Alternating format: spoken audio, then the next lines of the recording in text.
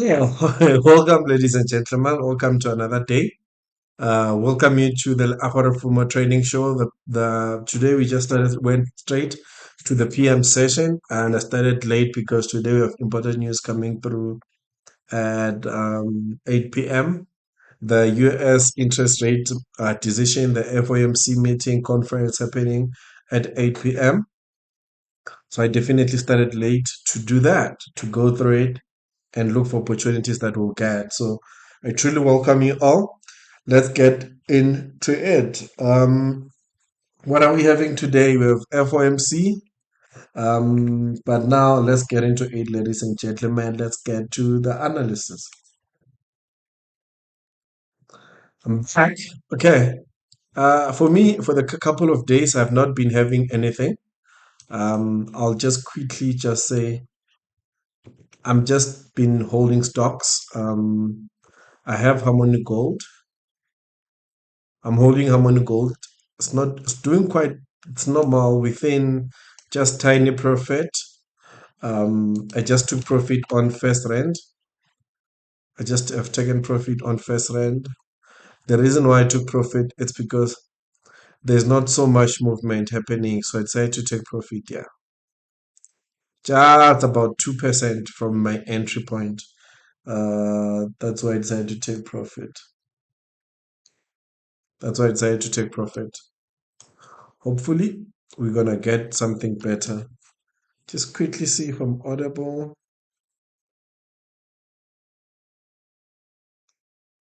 About 2% from my entry point. Okay, we're good. Uh, so that's what first ran. I bought ETFs for I bought South African ETFs, Cetrix 100, because I wanted to buy I wanted to buy into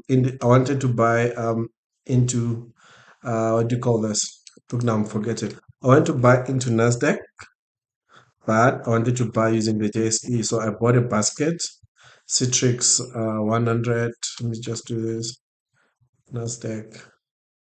I'm man. Yes. Oh, this is embarrassing me. South African thing, Citrix indices. Let me just say, oh, okay, Citrix. Am I writing the Citrix correct? Okay, here we go. Where is it? So I bought Citrix 100. I'm still holding the trade. Here we go. I'm still holding the trade. I just want to see the trade breaking above here. If we can trade break above that high and pull up to the upside hold there and retest, I'll have that. But I think given what's happening in the US, we are likely to go bullish. So I think that's it. That's what I have. I also bought Pepco. I don't like it. I'm not gonna lie. What is the also still moving is Dali. Um, Dali, yeah. Oh shucks, I need to close this trade off. Okay. Anyway, I think I'll call it a day on this trade because if it continues lower, this indicates a very strong bearish momentum. This one, yeah. So I think I might close this trade, try to look for better opportunities as well when it comes to the stock trading. This one I have. Um, I don't know if she'll allow me to talk about this, but let not be mentioned here. Yeah. So this is what I have, but let's get into it, guys. Let's get into the day trading show. I'll be juggling two things around. I have a minute. I have a minute to take you through the economic side of things. Okay, let's go to the microeconomics. As I said, today 8 p.m. we have interest rate decision. On my side, I do not think there will be any rate cuts. The Fed watch rate does not even have any sign of possible cuts. Oh, come on, man. Ewen, what is happening here? Here we go. So they've been keeping the same interest rate for the past 2 months. Um, Also, I just want to see. and it's not doing what I want. Okay, it doesn't want me to do that. Just wanted to click. It showed me the prediction. But anyway, if we were to look at the Fed's watch, it's saying they keep the interest rate at 4.5%. I don't think the Feds will cut interest rate. And if we're to be honest and look at the interest rate, it's been very stable. Interest rate has been very stable. Look, the mean of the interest is 4.5. That's where the mean is, or that's where the average interest rate is for the past few months. However, what's interesting is if we to look at the US in terms of the economics, if we to look at here's an interest rate, it's at 4.5%. You look at the GDP, just dropped to 2%. It's just 4.2%. I mean, 2% GDP growth, 2%. It's a small beat. That's an annual growth. The other one, you can clearly see there's a slowdown in the US economy. Unemployment rate stable at 4.12%, 4.2%. And you look at NFP, the jobs numbers are good, but not as good as we anticipated. So, with all this, if we to look at retail sales at 1.4%, very good numbers, very good numbers, I should say. Um, Manufacturing PMI still stable. So when you were to look at all this jobs data, labor data, we look at ADP opening 62%. Just gonna go to that. Just quickly show you this. Look at that, 62,000. And it still indicates a slowdown in the US economy. Honestly, there is a slowdown in the US economy. Um, Initial jobless claims, if we look at the initial jobless claims as well, look at that. It went high. So that indicates a slowdown in the US economy, but stable. And if there is a slowdown, I don't think the Feds will rush to decrease interest rate. And the most important data here is inflation. The most important data in this case, um, retail sales good. I just showed you the retail sale, yeah. Look at the retail sale. Good retail sales, 1.4%. I'm saying this is stable, very stable. It seems like there is good numbers coming through, but I just want consumers. I just want to show you inflation data. Where is retail sale? It's not here. Hmm, it's not here. Bank lending rate 7.5%. Retail sale month over month. Okay. Labor prices. What are prices? So inflation.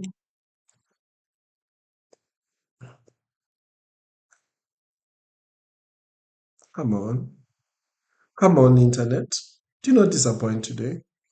So with the inflation data now, the inflation data, if we to look at CPI inflation, which is CPI, we're at 2.4%.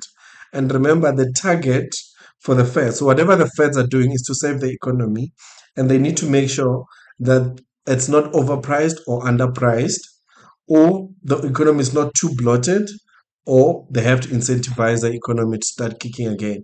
Inflation is 2.4%. It is really slowing down, and the target 2%. So they don't want to see inflation or the prices growth to be below 2%. To be below 2%, they always want to keep it between 2%. 2.4%, it's good towards 2%. I always say we just don't want to see this breaking below that. We just don't want to see this breaking below that.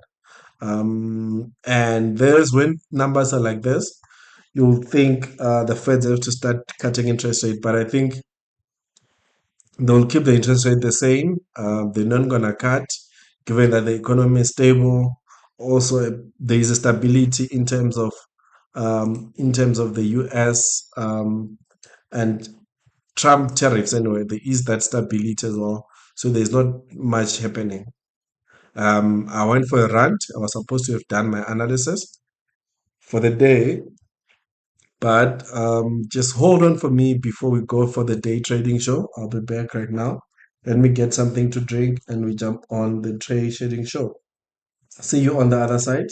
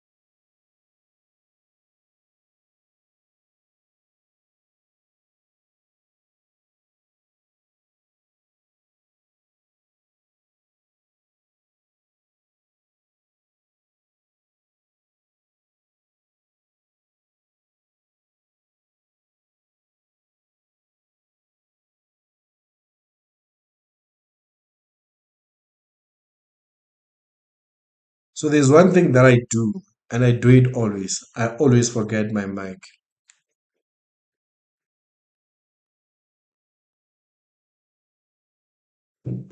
Anyway, just checking. So this is a 1 hour time frame. We have reacted on this 1 hour favorite gap here. Um, so there's one thing that I do, yeah, and I do it. And then 1 hour time frame, we have this SMT that has formed still. This SMT is still holding between Nasdaq and S&P 500. Not even gonna worry about. Mm-mm.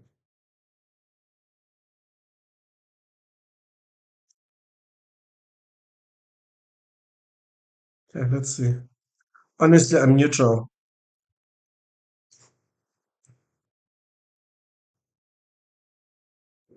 I am definitely neutral. Let's see. I am neutral for today.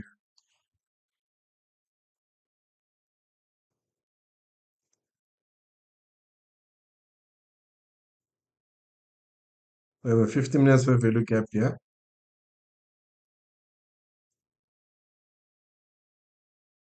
We just rejected exactly on that 15 minutes value gap. Um, is it SMT? Yeah, I think so. Let me see something.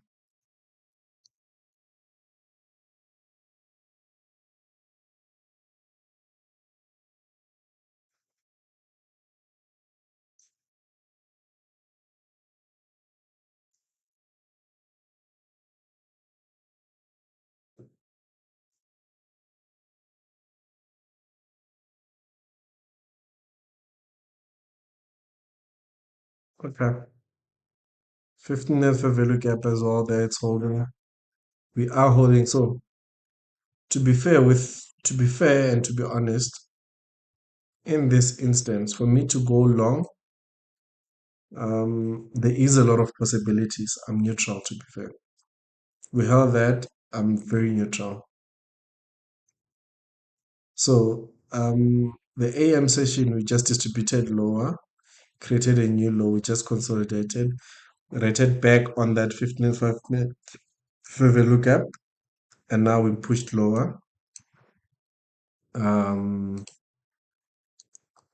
yeah, I'm not looking for anything. I'm definitely neutral.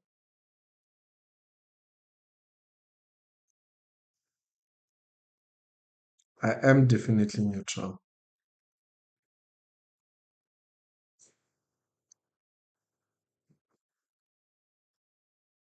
It will be nice to see on interest rate announcement to see a reaction like this, something like that to push to the upside. This will be very nice. And then Nasdaq fails to do that. Nasdaq just does this, fails to take out the low, and we get a reaction, something like that, come back to today's high. Um, Without taking, let me see where is Asia low. Okay, Asia is at the high.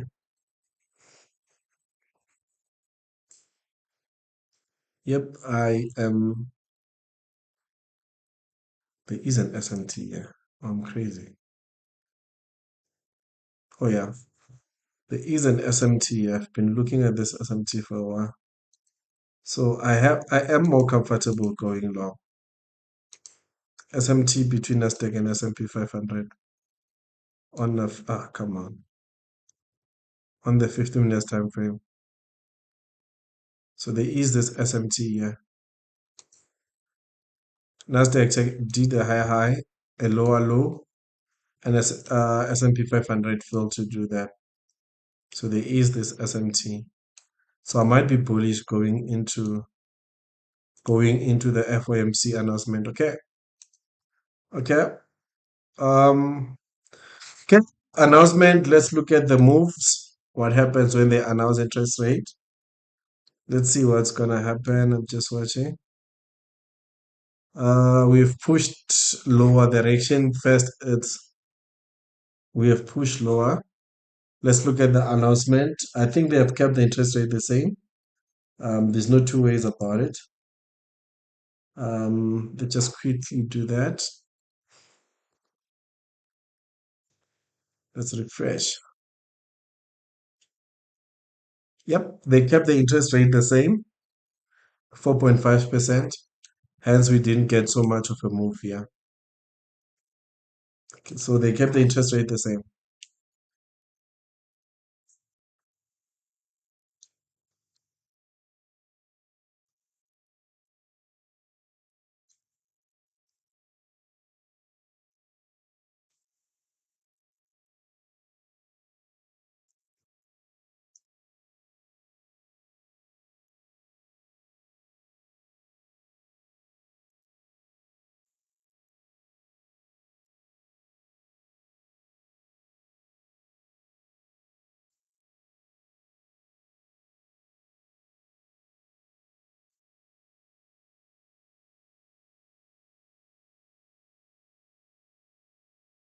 I am going to use this as my draw of liquidity.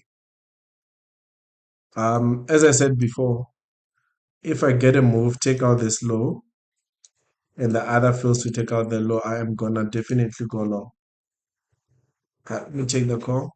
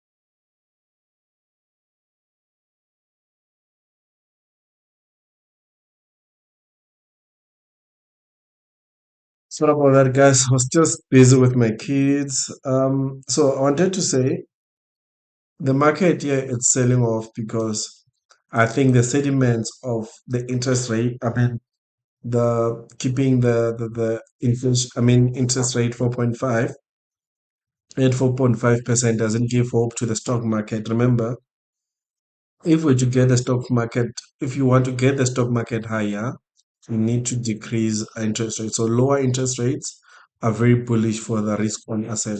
But now we kept the interest rate the same, and we started to see the sell off immediately after.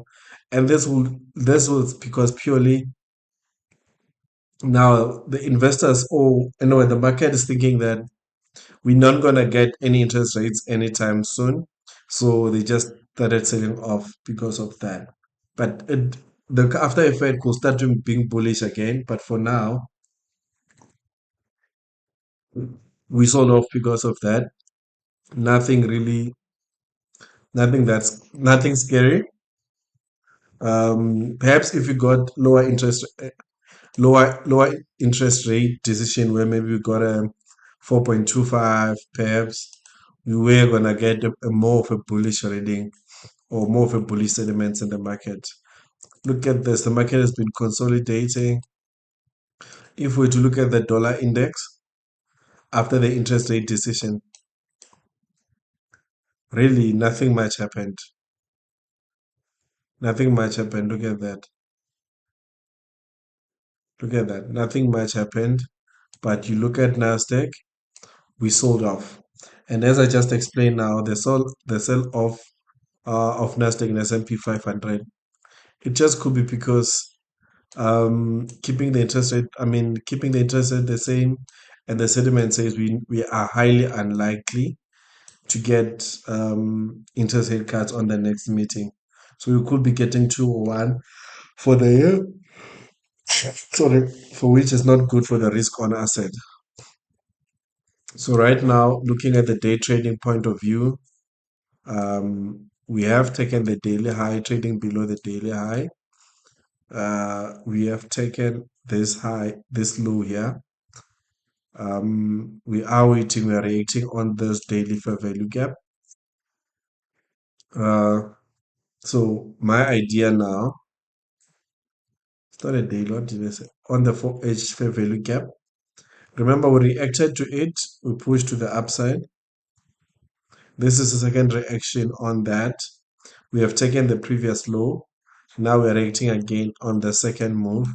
And you are likely, if Powell comes in and sounds more bullish towards risk on asset, saying that we are gonna get interest rate cuts, the inflation story is good towards 2%, and with the pausing of tariffs, now we are getting the exact reading of where inflation is, and perhaps we'll get interest rate cuts, then we are likely to get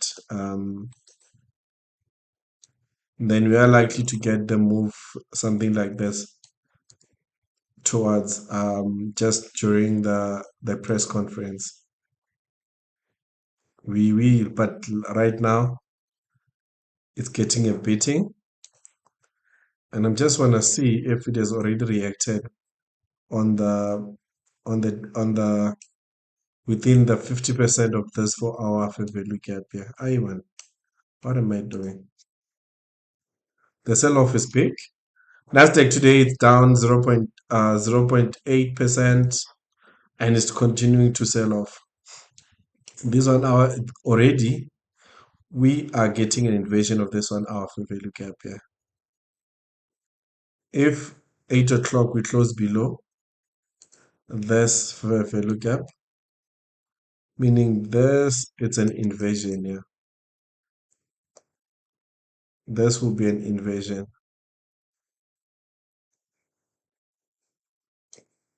This will be an invasion if we close where it is, because we just opened now, so I'm not worried about that. We could reject that because we just taken that high. It's interesting.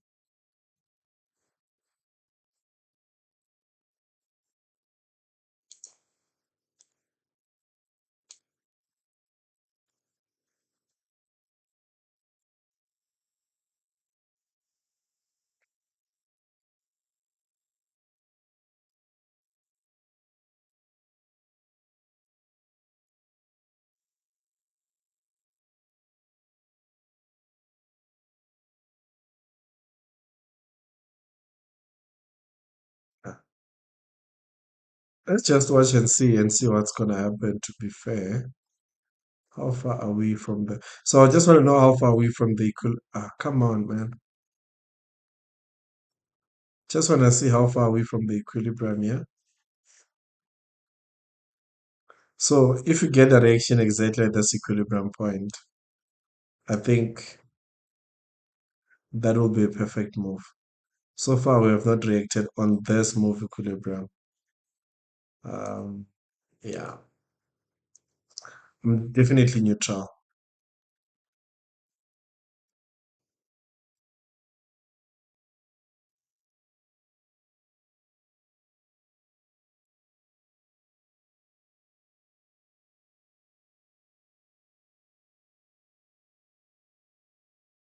Okay, Nasdaq, we are very close to the 50% equilibrium of this bullish move. Perhaps we'll react at the 50%, we start rejecting from there.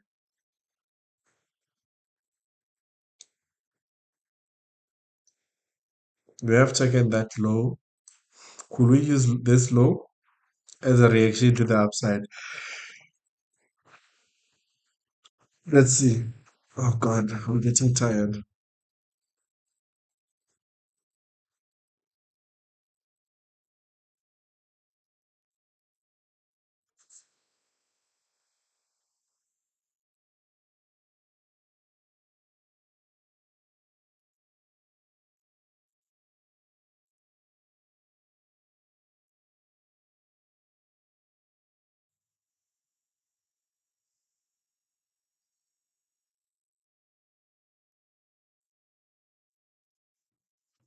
Yeah. Anyway, let's see the pairs. How are they reacting to this announcement before FOMC? Remember, on my side, I said I don't have anything because there's no moves, honestly. You see, this was a move I was looking for, but the dollar is gaining strength. No interest in cards, we are selling off, and the dollar is buying. It's not even buying. Interesting.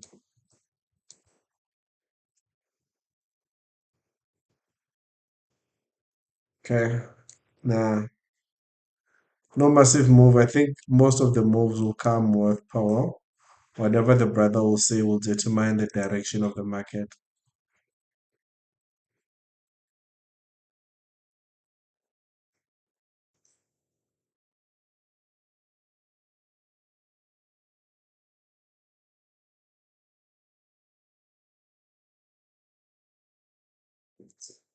Okay. I'm not going to talk much about forex pairs because I've not even analyzed forex pairs in a while now.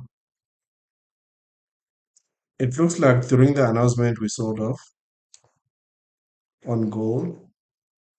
Yep, we sold off on gold. And look, if gold continues selling off, comes back, might take a trade here to go to the upside, but we look stable as well.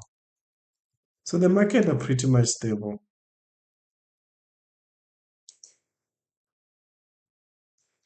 Am I gonna get a move to the upside here? Possible. Taken today's low now. We have taken higher today, we've taken a today's low. Um, Possible that I'll get a move to the upside.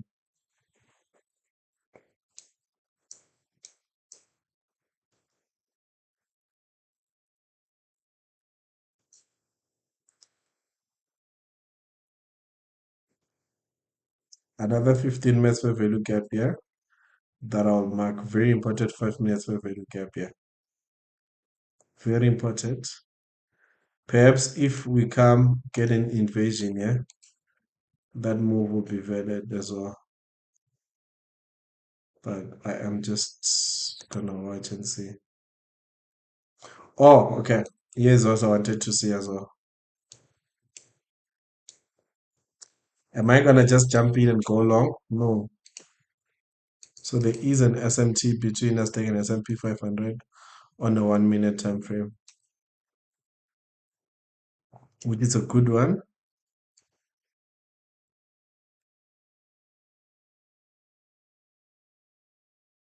1 minute fair value gap here.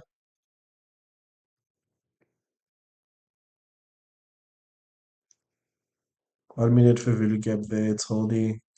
You could have looked for something like this.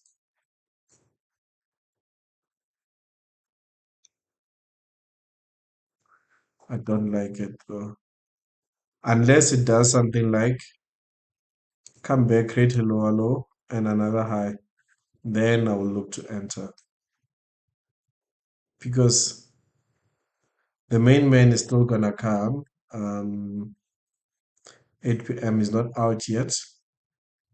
So we're still waiting for Powell. So if I enter this trade before the press conference, I need to be very careful how I move on this trade.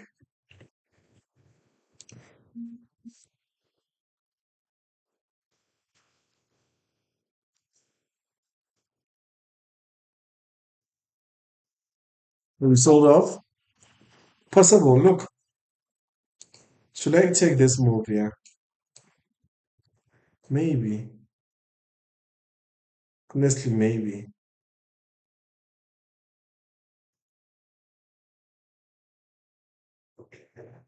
I will take this move, but oh man, I saw it late to be honest.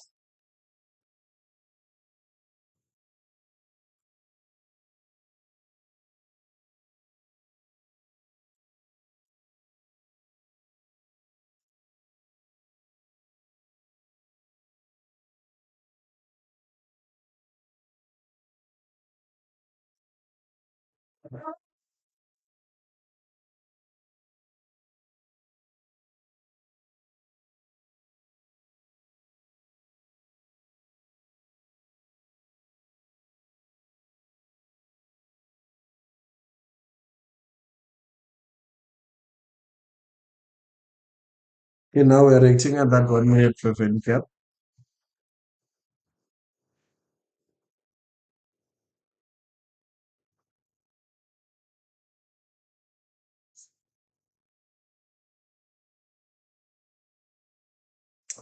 What the hell? Suddenly is spinning two knot. Wow.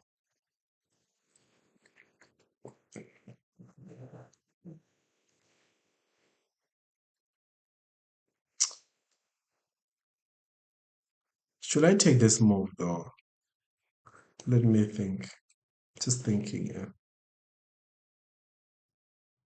Let me think.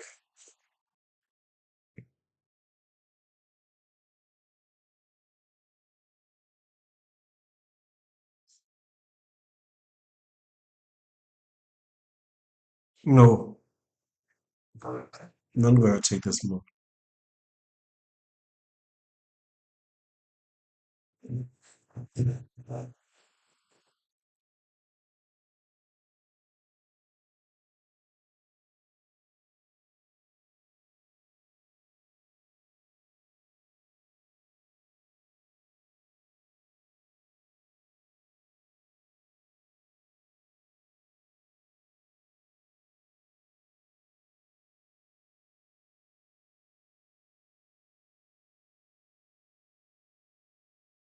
You know what?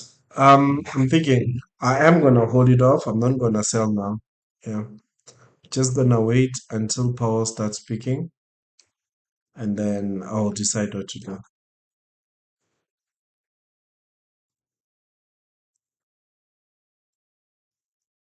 A bullish move, it's a good one. Um, could have taken the move here, but no. Because what I'm thinking now, Powell might come. Whatever he says first, we sell off, and then we start correcting back to the upside again. Shucks. Okay, now we are talking.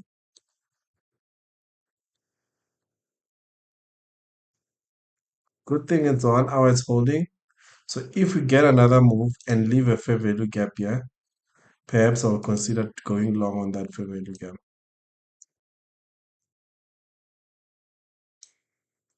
What I love as 1 minute is a SMT here. So these highs are way to target for me. 3 minutes before the press conference, So this next candle will determine where I'm going because this will give me an inversion of this 1 minute time frame here. Give me an inversion of this here. So once that pulls to the upside, um, pull the upside and give me an inversion of this 1 minute time frame here and close something like this and leave this fair value gap, I will consider going long somewhere there. Stop loss just below there and come on. And come target um this high here. I could look for something like this. The first trade was good. The one that I spoke about, it was good as well. Just that um once Paul starts speaking, a lot of things changes. The market moves a bit aggressive.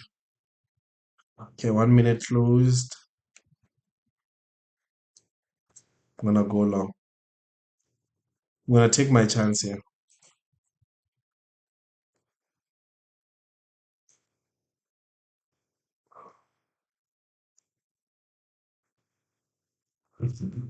Come on, don't move without me, dude.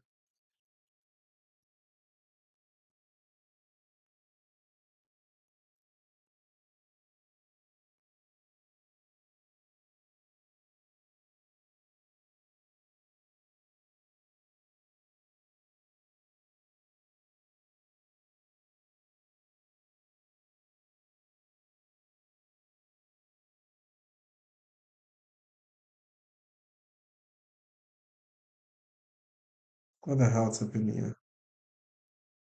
Hold on, I've not taken the trade yet. Just trying to figure out my meta trader.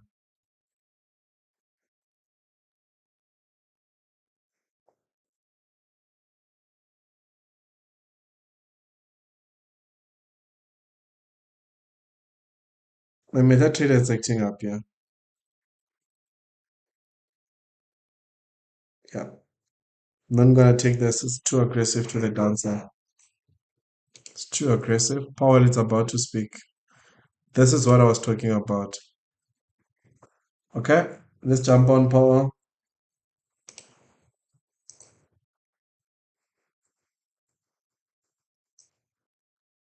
Good afternoon. My colleagues and I remain squarely focused on achieving our dual mandate goals of maximum employment and stable prices for the benefit of the American people. Despite heightened uncertainty, the economy is still in a solid position.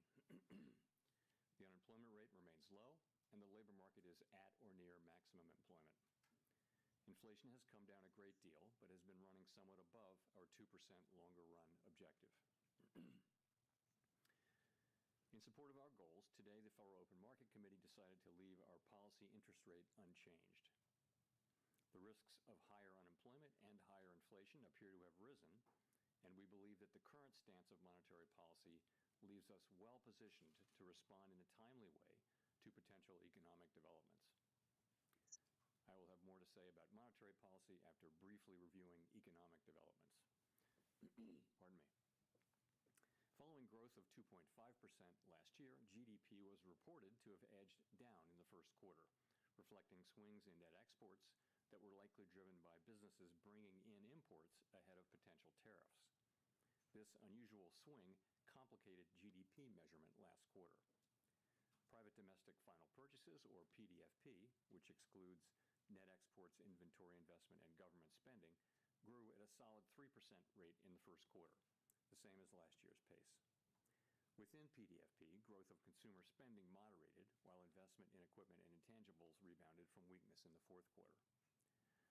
Surveys of households and businesses, however, report a sharp decline in sentiment and elevated uncertainty about the economic outlook, largely reflecting trade policy concerns. It remains to be seen how these developments might affect future spending and investment. In the labor market, conditions have remained solid. Payroll job gains averaged 155,000 per month over the past 3 months. The unemployment rate at 4.2% remains low.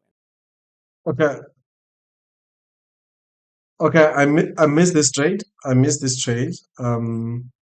I wanted to go long there, but it seems like Powell came in very positive, got that move to push to the upside. So very positive guy.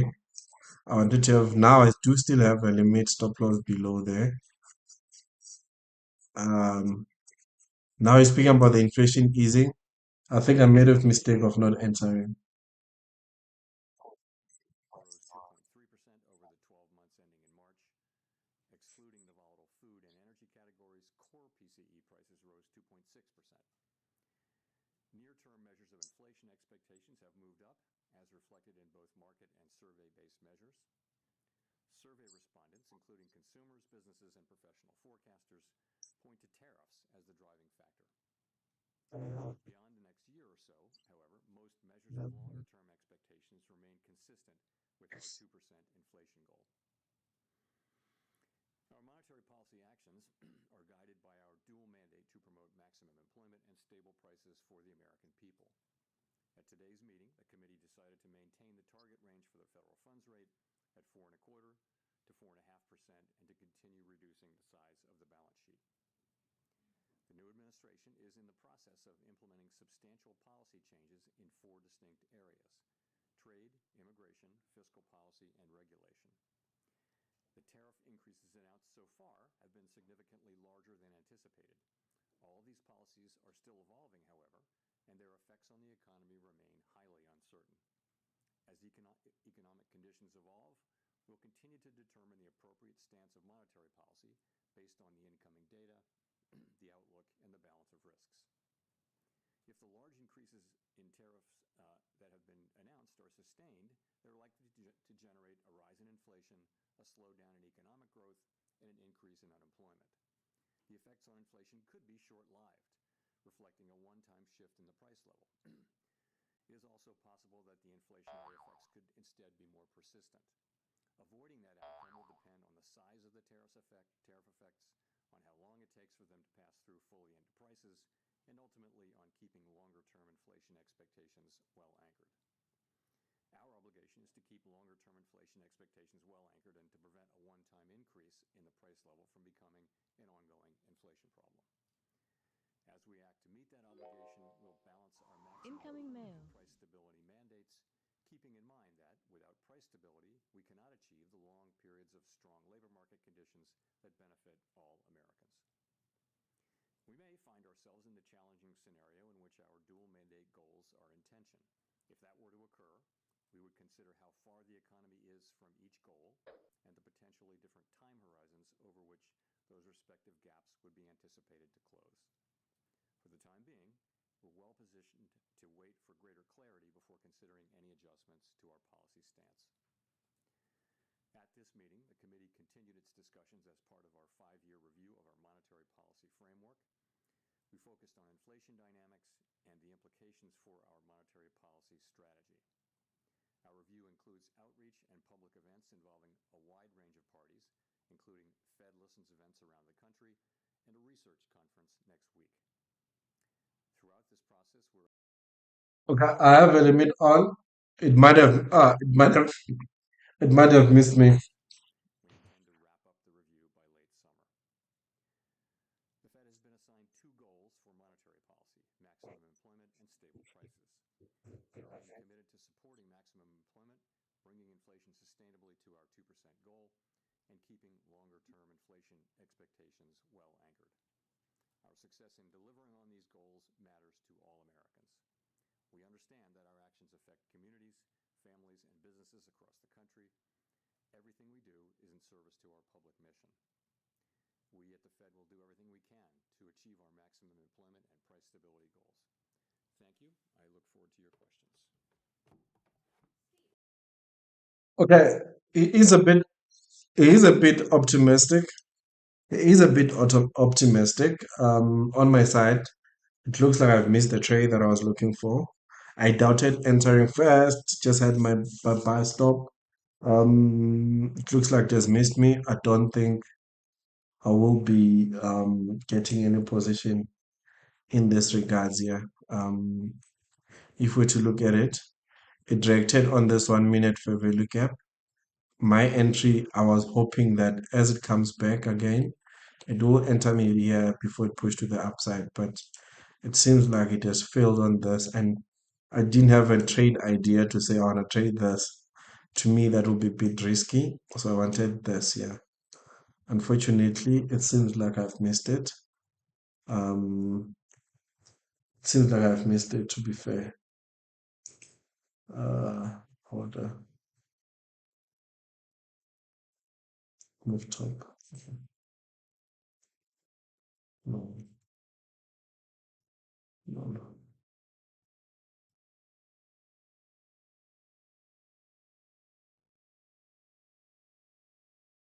So I think I've missed my trade.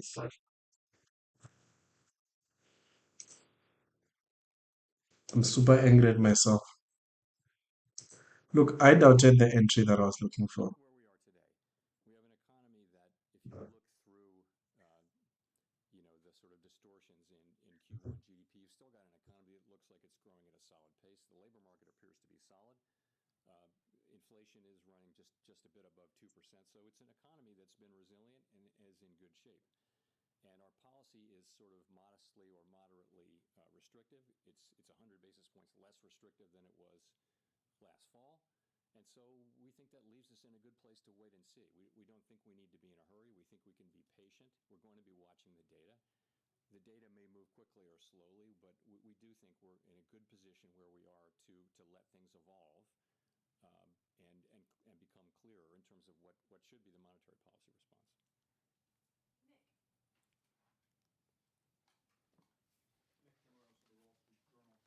Chair Powell, there's naturally a lot of PTSD around 2021 and supply shocks, but there are some who argue that the current situation has notable differences.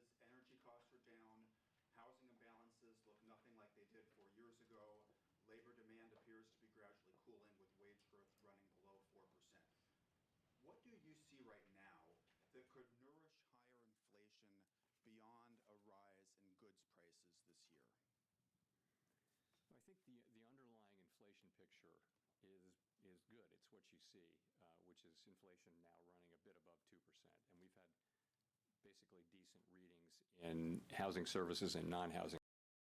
It's gone very optimistic. It looks like he's very optimistic on risk on our side. Inflation is in a good space. So they're trying to be careful. That's what he's saying basically. And exactly. Has been resilient and is doing fairly well. He's saying he's not in a hurry to change any monetary policies. That's a bit optimistic, but they just want to see and We'll watch. see.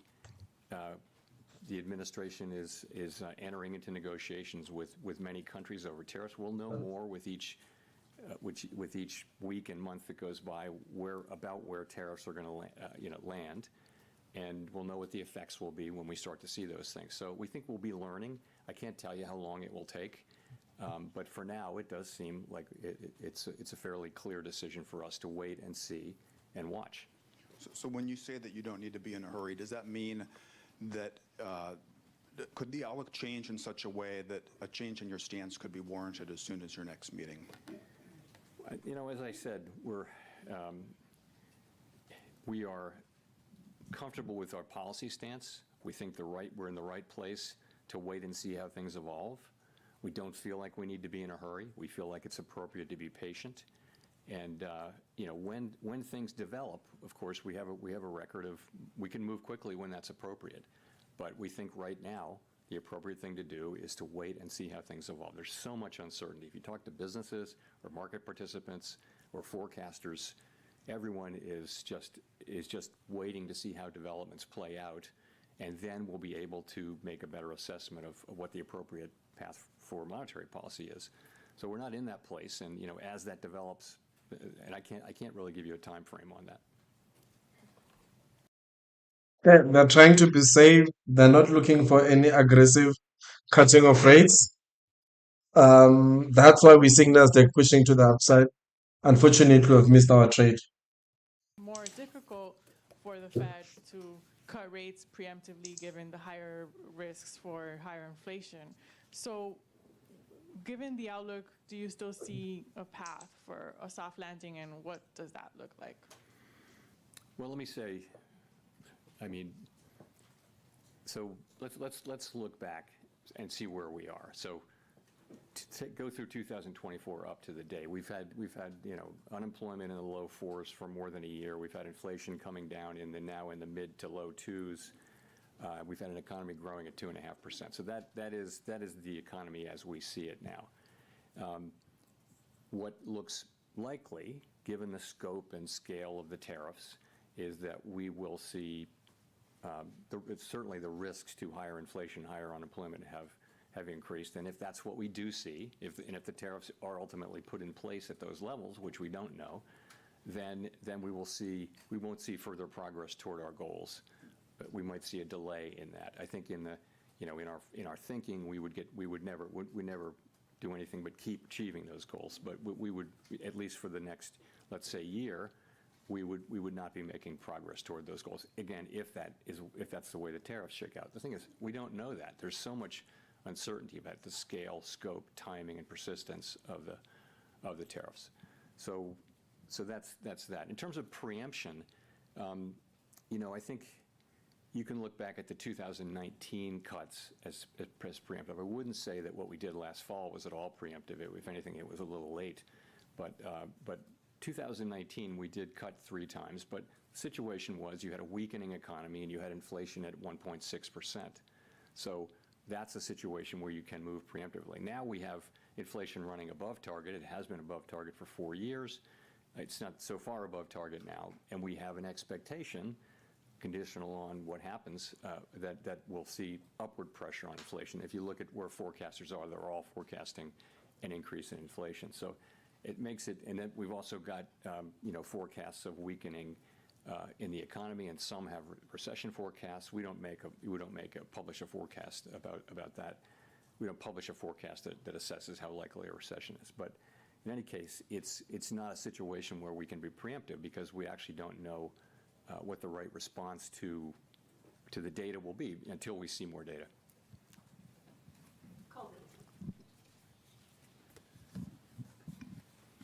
Colby Smith with the New York Times.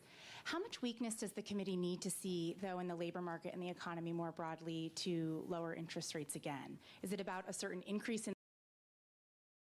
Okay, I am gonna remove my limit. I don't think the market is getting a bit dirty for me. I am gonna remove my limit and watch it from outside. Move because already I will be break even at this point. There is a possibility of this reaction, yeah. But I need to be very careful. I don't see the market coming back to that low. Come back to that low, it's gonna create a bit of a problem.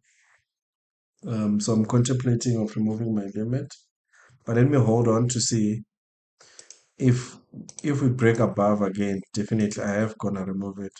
If we push to the upside without taking my worth, I'm gonna remove it. Now I'm just holding on to this and see. One will take the entry there, but I'm not gonna look for the entry there. You see where the end when I'm talking about there is that 3 minutes fair value gap. So I'm gonna hold on and try to see if I'll get the entry. This 5 minutes fair value gap is holding very strong. That's why another problem is holding very strong rejection twice, 1, 2, 3, 4, and doesn't look like we are breaking to the upside. So that's where the problem is. I'm gonna hold on my limit a bit and see if you're gonna get triggered and push back to the upside.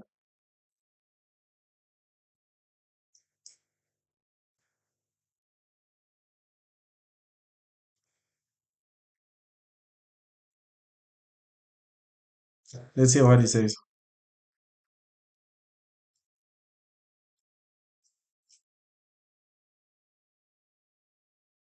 Month, the first decrease in inflation in about 3 years. The jobs report, you said, solid that we saw. At the same time, we have those new tariffs that we're living under. So given this, should the Federal Reserve be cutting rates at all this year?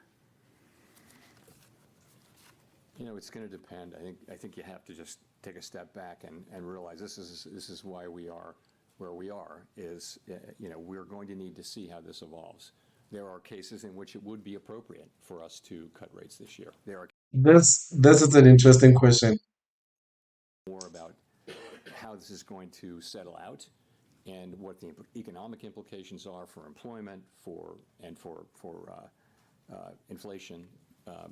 I couldn't confidently say that I know what the appropriate path will be. So following on that, just, so then how does President Trump calling on you personally, as well as the Federal Reserve, to make rate cuts affect your decision today and affect your job difficulty? Doesn't affect our doing our job at all. So we're always going to do the same thing, which is we're going to use our tools to. I'm on a trade and I was about to remove it. Stability for the benefit of the American. I'm on a trade and I was about to remove my limit. I don't like what the guy is saying. We might not get rate cuts this year, so we might sell off.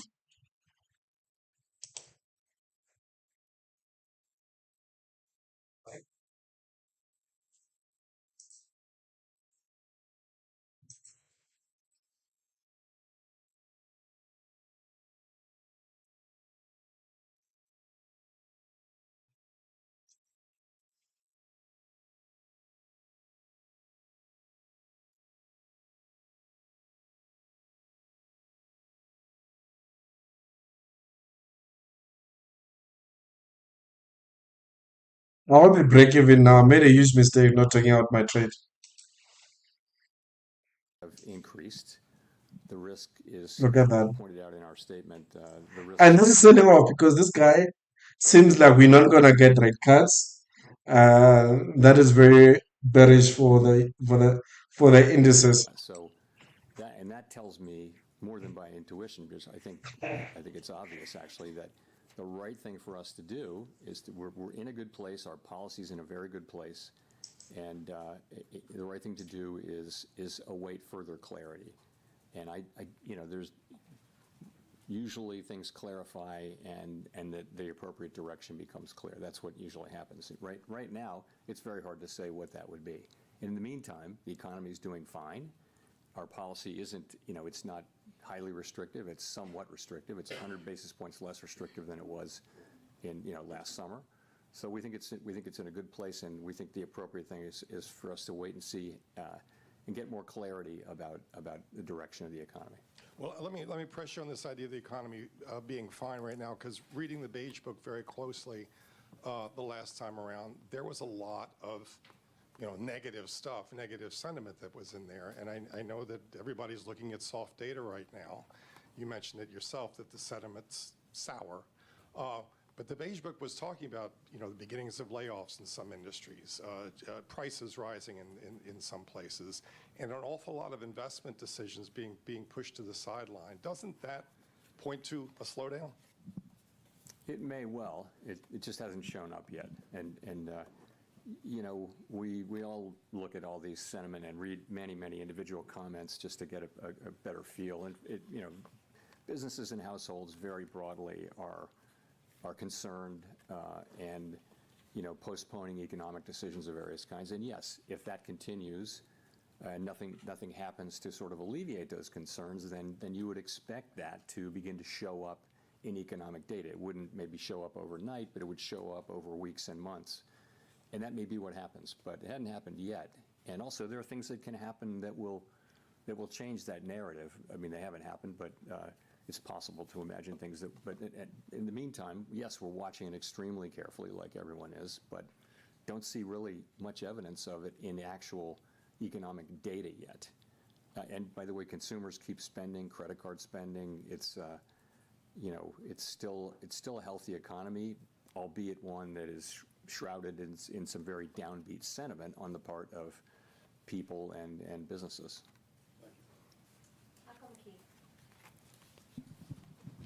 Michael McKee from Bloomberg Radio.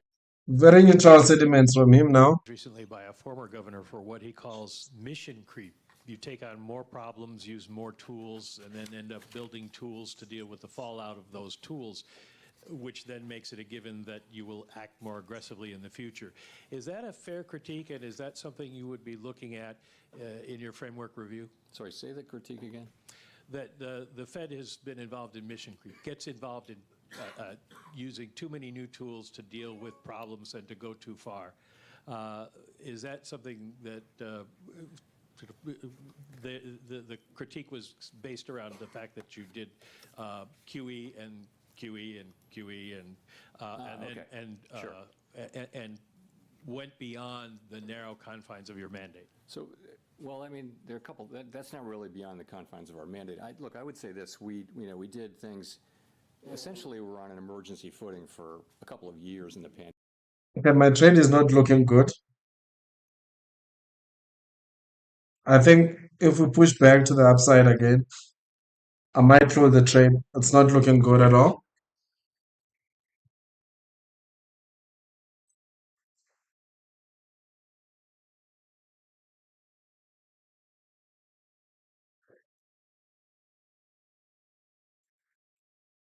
Okay.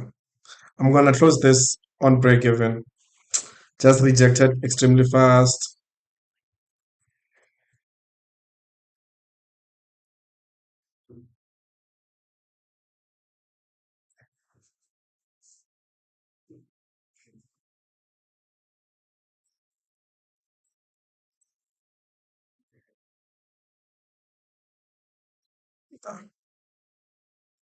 Okay. I've taken break even rather. I don't like the trade. Taken break even. After action kind of looks are essential, and we're doing the same thing in our review. So on some issues. The other part of that critique is that you've taken on. Okay. The reason why I taken break even, we see I would have taken break even if my trade were got triggered here. We pushed to the upside, we failed, came back here. We just did it, darling. This fair value gap becomes an inversion with another fair value gap. Um, and already we are rejecting on that fair value gap. Yes, we could push to the upside, but for me to push to the upside, I want to see more good move to the upside, no sediments from Powell to give me something to trade. But for now, I think I'm good with a break even. I might have missed this beautiful trade here. That is forming up, but I'm good with taking a break even, to be fair. Just taking a break even.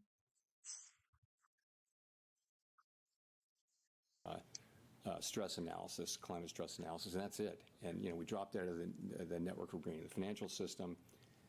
So we didn't do much on climate, but I do think, and I've said this publicly several times, I think it's a real danger for us to try to take on a mandate like that, which is very narrow application to our work. And the risk is if you go for things that are really not on your mandate, then why are you independent? And I think that's a very fair question. I do think we've done a whole lot less on climate than some people seem to think we did.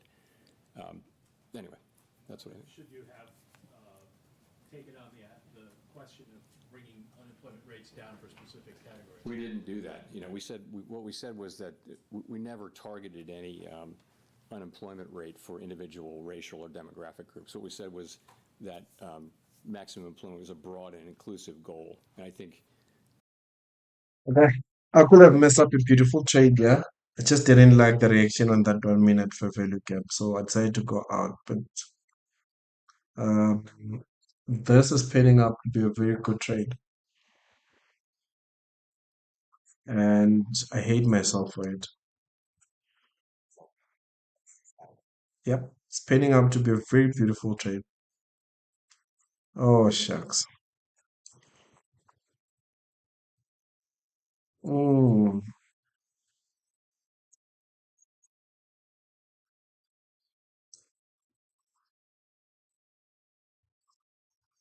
Okay, I'm super angry at myself, but I was doubting that fair value gap. It was holding so strong. Immediately I went up. It just pushed to the upside. Give me a one. It gave me where my target is. Look at that.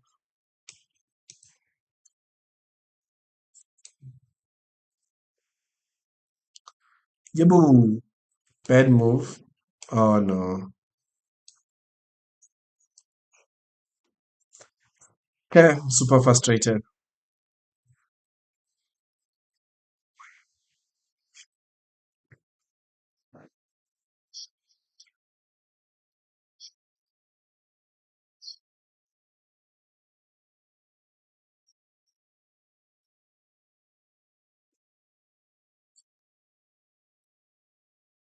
Who me now?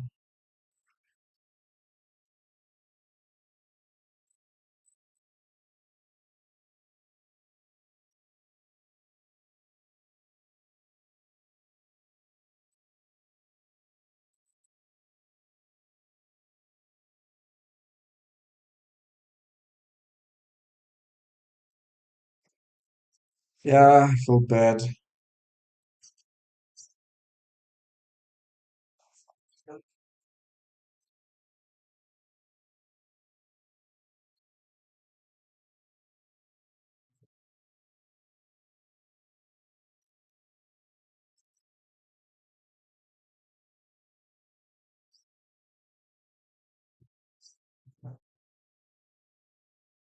Are not increasing Sorry, I'm just in pitching any myself. kind of impressive way. So the economy itself is still, in solid shape.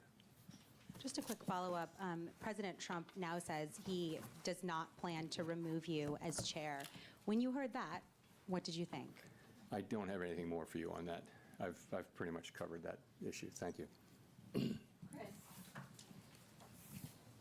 Hi, thank you. Chris Rugaber, Associated Press.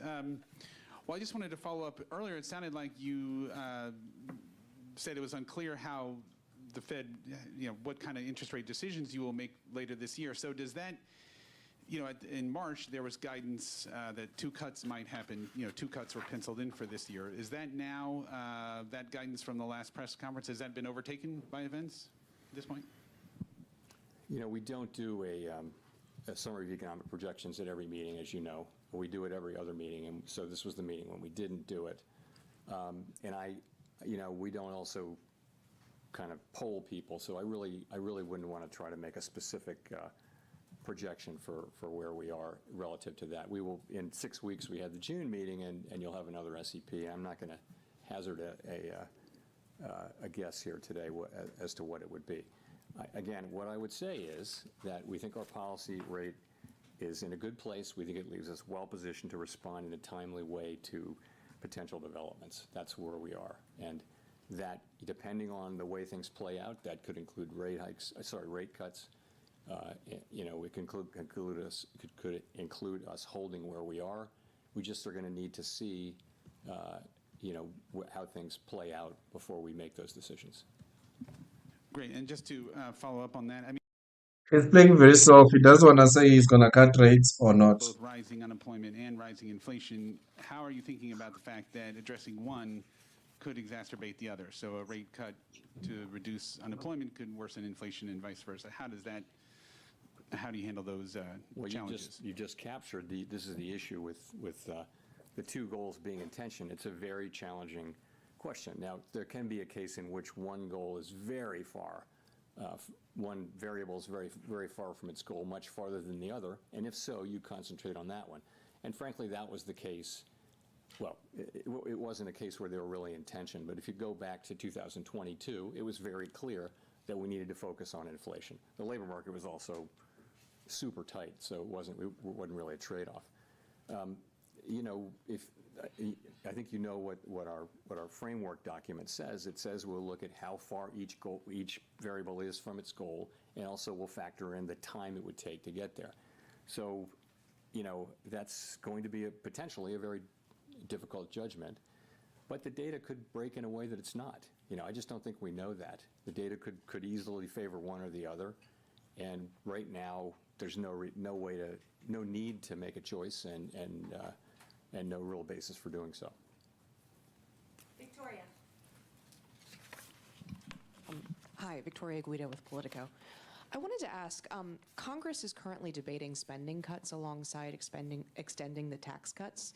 And I know you've talked many times about how the path of the debt is unsustainable, but given that we're also talking right now about the economy slowing, potentially even recession, I was just wondering, is there a danger that spending cuts now could slow growth a lot more? We don't give Congress fiscal advice. We take what they do as a given, and we put it in our models and in our assessment of the economy. So I wouldn't want to speculate on that. I mean, I think we do know that the debt is on an unsustainable level, on an unsustainable path, not at an unsustainable level, but an unsustainable path. and it's on Congress to figure out how to get us back on a sustainable path. And it's not up to us to give them advice. Well, do you think that they should take macroeconomic conditions into account as they look at this? I think they don't need my advice and our advice on how to do fiscal policy any more than we need their advice on monetary policy. Andrew. Thanks, Mr. Chairman. Andrew Ackerman with the Washington Post. In your Jackson Hole comments last year, you said you would not welcome further cooling in labor market conditions. The unemployment rate then was 4.2%, which is what it is now. Many forecasters now predict a higher jobless rate. How has your tolerance for weakening labor market conditions changed compared to a year ago?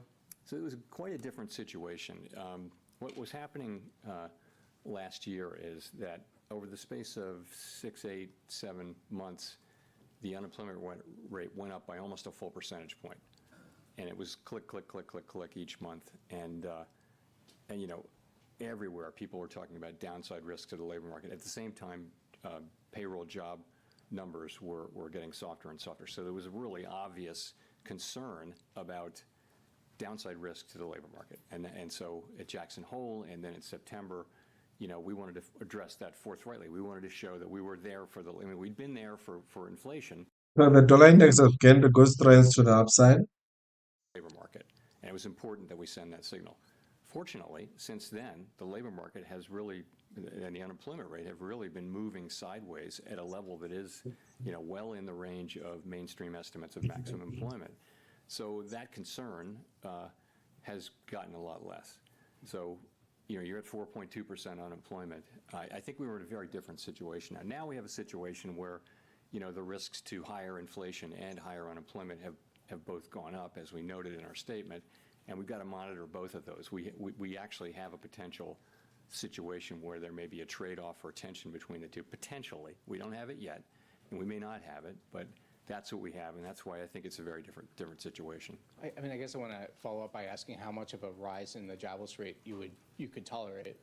Yeah, I can't give you I'm not going to try to give you a specific number. I'll just say we have to now be looking at both variables and which of them is demanding. If one of them is demanding our focus more than the other, that would tell us what to do with policy. If they're more or less equally distant and equally or not distant, then we don't have to make that assessment.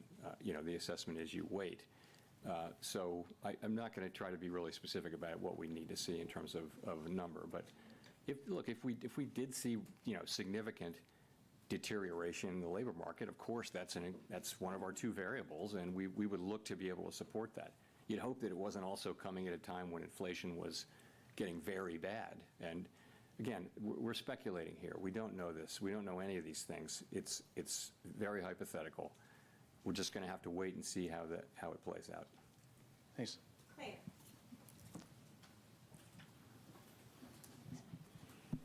Claire Jones, Financial Times. In terms of getting some clarity, we've got some talks at the weekend in Geneva between the US and China. A lot of economists are attaching an awful lot of importance to what we hear from those talks. How much importance are you attaching to them in terms of judging what will happen to the US economy going forward? And just in a similar vein, some economists are saying it's days, not weeks, that we have until we start to put the US economy at risk of seeing the sort of pandemic-era shortages and higher prices if we don't kind of soothe relations between the US and China. So it'd be good to have your view on that too. So, these are not talks that we're in any way involved in, so I really can't comment directly on them. So, but what I will say is this, we had, coming out of the March meeting, the public generally had an assessment of where tariffs were going, and then April 2 happened, and it was really substantially larger than anticipated in the forecasts that I had seen and in our forecasts. So, and now we have we're in a new phase where it seems to be we're entering a new phase where the administration is beginning talks with a number of our important trading partners, and that has the potential to change the picture materially or not. And so I think it's going to be very important how that shakes out. But we simply have to wait and see how it works out. It certainly could change the picture, and we're mindful of not trying to make conclusive judgments about what will happen at a time when the facts are changing. And just on the fall in shipping volumes from China over these tensions, I mean, do you share that concern that we could start seeing goods shortages and higher prices in the coming weeks if this isn't resolved very quickly? I don't want to get we shouldn't be involved even verbally in the questions about the timing of these things. Yes, of course we follow all that data. We see the shipping data, we see all that, but ultimately this is for the administration to do. This is, this is their mandate, not ours. And I know as you can see, they're again beginning to have talks with many nations, and that has the potential to change the picture materially. So we'll just have to wait and see.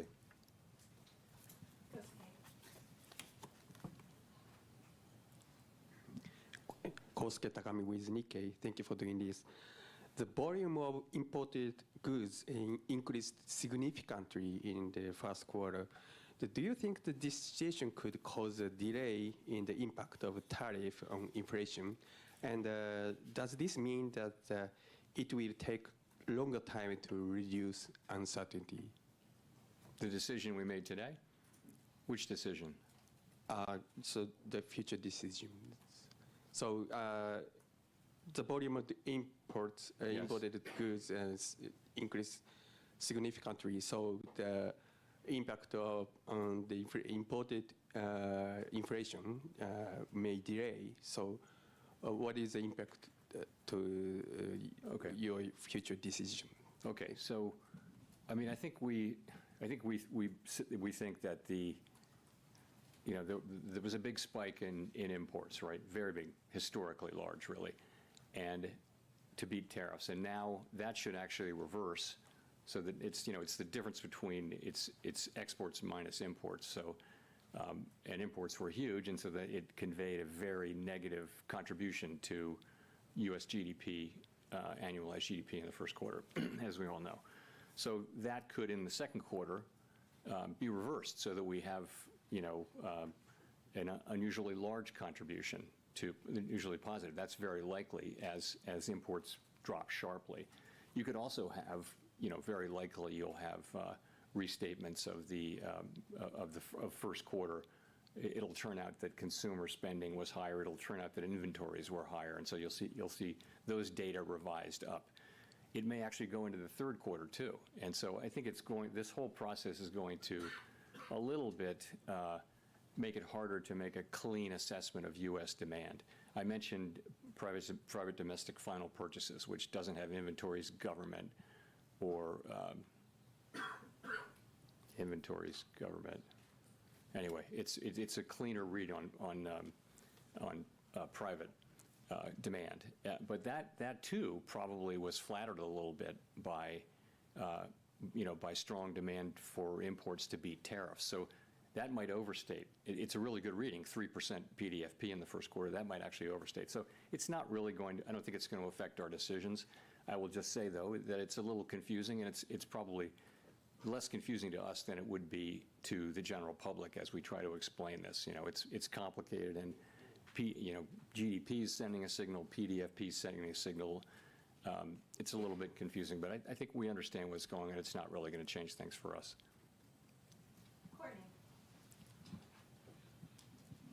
Courtney Brown from Axios. I guess, we talked about some of the indications of potential layoffs, price hikes, an economic slowdown, all being evident in the soft data.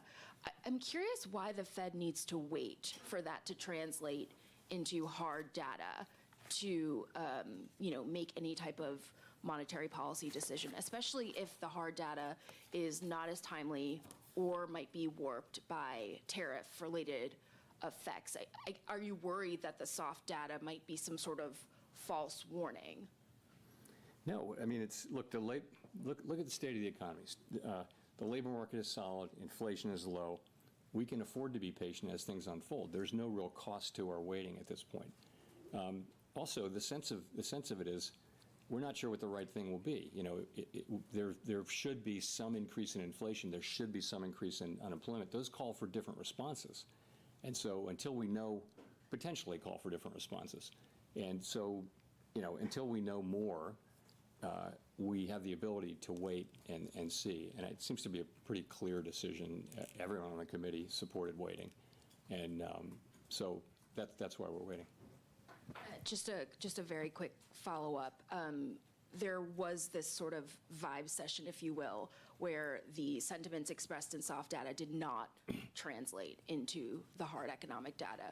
How are you thinking about that when interpreting?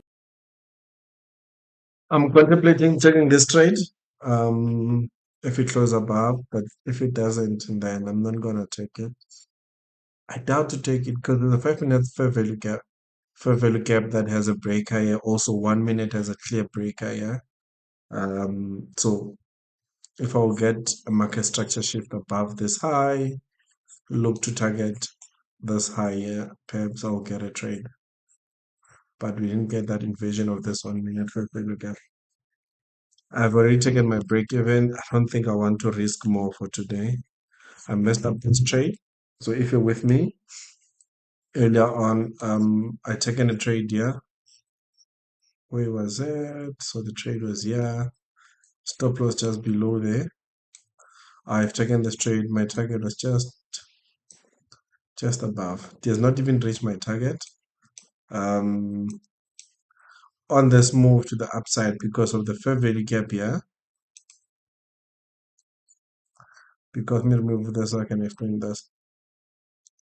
Because of this fair value gap, and we have this fair value gap, just taken that. We see break of structure, it left this fair value gap. I went in exactly there. We rejected the first, second, 10. So as it pushed back to break even, I felt like this looks like a very strong fair value gap to hold. Immediately I went out, the market pushed to the upside. And then that's what I just got pissed about today. That's what I got pissed about anyway. Yeah, but now me saying I'll take a trade somewhere there to target the high, is it worth it? I've already taken my loss. I don't think I'll want to because for sure there is someone who has already went short here to target the low where we are coming from. Something like this. But for me, I think I'm not gonna trade anymore.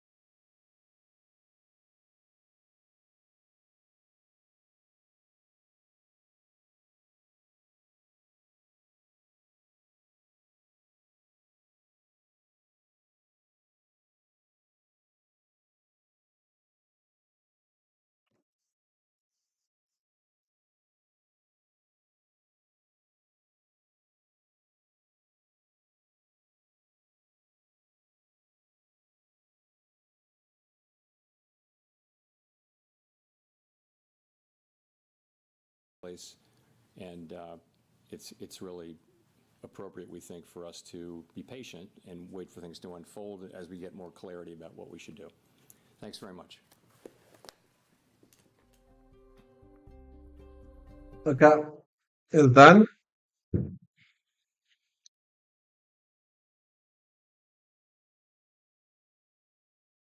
Okay, he's done. So my take on this is it's just saying that they're just gonna try to be more, not more too aggressive towards cutting interest rates. They'll try to be more clear and just hold on. There's no need for them to rush because the economic data looks good. Even though there's forecast that the economic data might start to decline aggressively as there's so much uncertainties between about the tariffs. As much as Trump is negotiating for the tariffs, there's so much uncertainties as well. But the Fed still feel like there's no need for them to rush. There's no need for them to hurry to cut interest rates because at the end of the day, there's no there's no clear there's no clear slowing down in the economy for them to cut so that they can propel the economy to start booming back up again. The labor data is still stable. The labor data has been 4.2. 4.2 of the labor data is not a bad data. So there's no need definitely for them also to rush into cutting interest rate. The economy, you look at CPI, their target is 2%, is going towards that 2% of their target, and it's stable. It has not even gone below the 2% that they will be forced to cut interest rate. But however, this is a very big however. However, they will be watching the labor data and inflation. Those are the two. He said it's not going to be clear which number they will look at. But if we start to see employment rate continue, perhaps let's say we get to 4.5 towards 5%, perhaps they will start being worried. But before that, there's no need for them to worry. They'll still keep everything the same. So I guess there was an interesting question that was asked. Is he gonna at the beginning of the year, they're anticipating three rate cuts. Are they still going to look at those three rate cuts? Paul, being Powell's, tried to be clear in what he was saying, tried to be safe, tried to be neutral about it. He just clearly stated that they will be looking into the labor data. They will be looking into the economy. As I said before, when we started, the economy is stable. There's no sense of slowing down in the economy. And he made an example with people are using their credit cards. Basically, the East credit taken, people are buying. And in that sense, if you were to look at the retail sales that we got were slightly higher as well. To just say with what he was saying that the economy is doing quite well, and even made reference with the GDP that an average of 2.5%, if I'm not mistaken, of the GDP growth that we have seen in the US for the past year or so coming to date. So the economic data is good. So there's no need. Sorry, there's no need for the Feds to rush into cutting interest rates. Basically, that's what Powell was saying, and nothing much. So it's playing more safe. As much as I'm still lying towards risk on asset, keeping the interest rate the same. It's not like increasing interest rate where you start to see risk on assets slowing down. The economy is stable, is not bad. So I'm still lying towards risk on asset. Fundamental spreadsheet are still showing me a very good bullish move to the upside. I mean, very bullish bias on terms of fundamentals. So I think let me just quickly remove the day trading stuff. So I think this was a very good space to buy.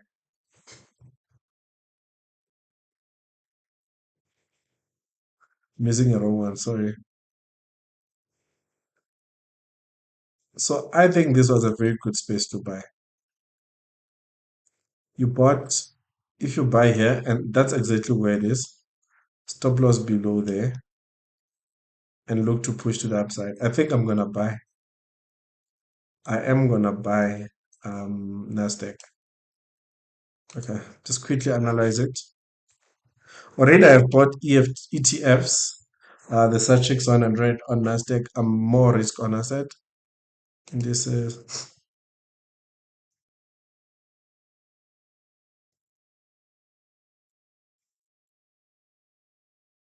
yeah. But also my worry is this 200 MA. There's 200 MA. That's my biggest one right now. The demand, the supply, yeah. The 200 MA, it's my biggest problem right now. But if we to look at it, we're just rejecting at this daily fair value gap here. Daily bullish fair value gap here. And if I were to extend this becomes support. So I'm in a range. You could look to say, but you could take a trade on this range. Stop loss below there to go long. I could be slightly late, but I'm contemplating it. I'm looking for the 4-hour time frame to look to go long. To be fair, let's see. Yeah, come on, man. I'll have bought here. Yeah,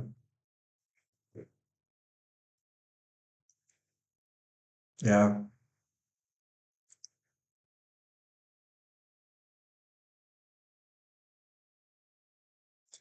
Yep, there's a weekly fair value gap here. I think I'm gonna go long now. Just gonna deposit and go long. Uh,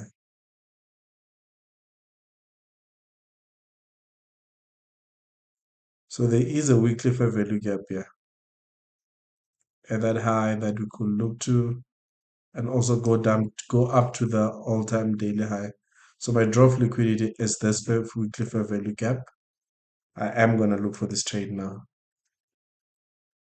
Okay, yeah, just gonna buy this trade. My worry is I'm gonna enter early. We pushed, we hold here, continue to the upside. That's my biggest worry, but I'm gonna take my chances. Remember, I'm talking about this, but already I have an ETFs. I have a Centrix ETF that I'm holding as well.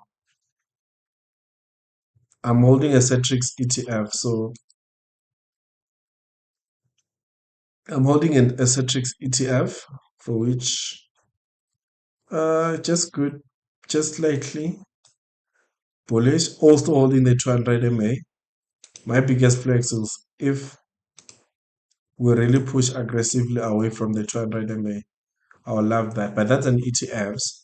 In terms of the trading part of using higher leverage and other things, I will look into Nasdaq. What is it?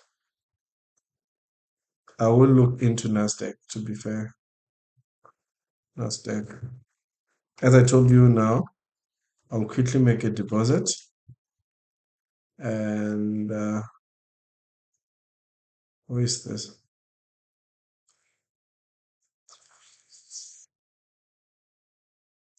Iron Man.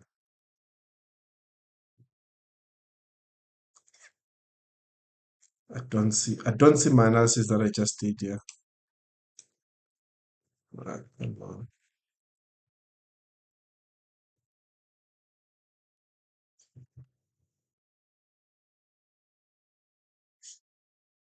Okay. Anyway, let me just quickly do a proper analysis on another one that I'll remember. Sorry about that. Just all over the place. Doo-doo. Ba-da-da-da-da. Wait until I get my money right.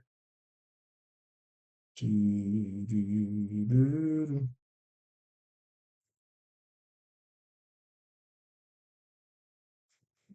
Okay.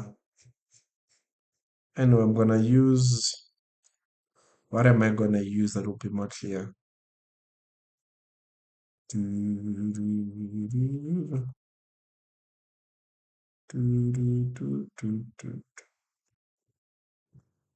on, guys. I'm just quickly checking something here. My broker is not here, so let me use Black Bull.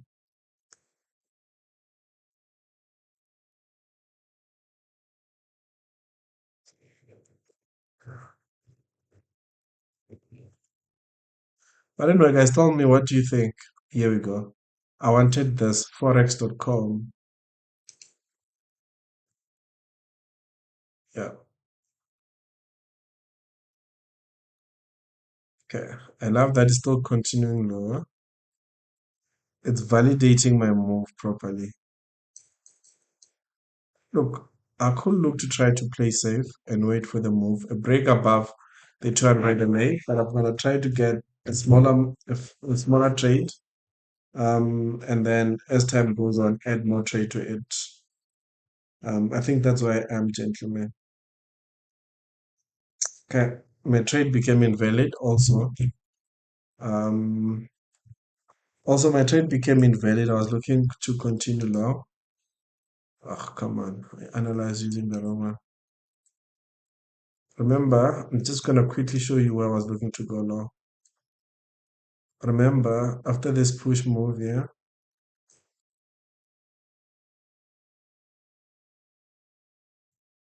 look at that. As I said before, others will look to go short. That's why I didn't want to just jump on and go long to target this low. And the market, look at where the market is now. Why didn't I take it? I was bullish for the day. I was not bearish. But anyway, guys, I think this is me for the night.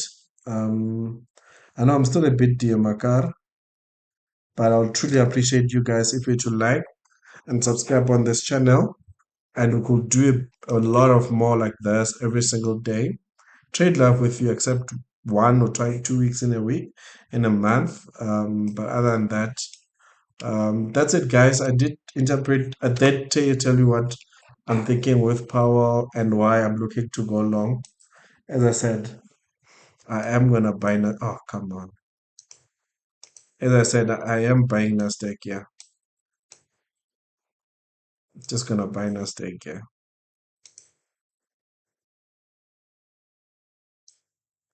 I am gonna buy Nasdaq. Yeah.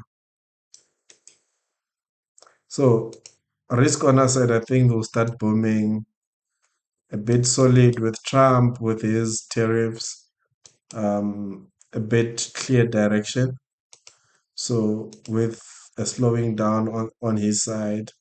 So look, it's solid for me. I think we are primary solid for to go long. To be fair.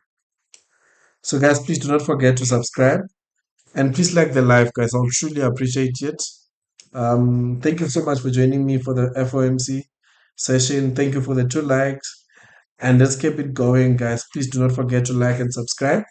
While you have liked it, do not forget to subscribe. On the long term, given what Powell said today, I'm looking into buying Nasdaq. I've already bought Celtics AFTs. Okay, this is on the JSE because I wanted to hold Nasdaq. I have Celtics. I have Celtics, EFTs. I love buying EFTs as well. I'm not gonna lie. I have Celtics EFTs, slightly in profit. The problem is the 200 MA moving average. It's holding me back. And Capitec, I was looking to buying Capitec today. Capitec have good numbers, I should say. Capitec, it's a beast. Capitec is a beast for me. I don't know why I'm holding in it. Oh, come on, man. This is the wrong one. Oh, it is the correct. So I'm looking to buying Capitec. I wanted to enter at that low. It seems like it is left without me, but I'll look into entering also. Looking at that, there's dividend date coming in on the 14th. I might even buy where it is. I'm just gonna buy, maybe deposit and buy where it is. Look to go long on, because already we are retesting this high here. So it is a retest of that high. It is a retest of the supply here. So why not? I think I'm solid with taking this trade. Obviously, I am not gonna wait for it to, when I see it's moving down, I am gonna take profit. So I'm just gonna go in for the next week, holding not Capitec Bank as one of my stock picks for the week. Dividends data coming through. Earnings is within 100 and something days, but I'm looking at dividends. Dividends ex-dividend date is 14 May, and the payment is 19 May. And trust me, this bank has been a beast. This bank has been a beast. I just want to show you that everything else about it, it's a strong buy. We just broke up. We just broke above the resistance area. I do not see it. I don't see it holding back. Yep, I don't see it. Weekly time frame, we've just broken above, retesting that zone. I am buying. I don't see it holding back. Yeah, so Capitec is my best stock pick. Hey guys, I rant a lot. Once I'm with you guys, I don't wanna go, but other than that, a man has to go, guys. So thank you so much, guys, for joining me. I truly appreciate all of you. Have a great day. See you tomorrow, same time, same place, 7 p.m. Do not forget to like, subscribe, and perhaps join our Telegram group, our discussion group, where we discuss the market. Other than that, I love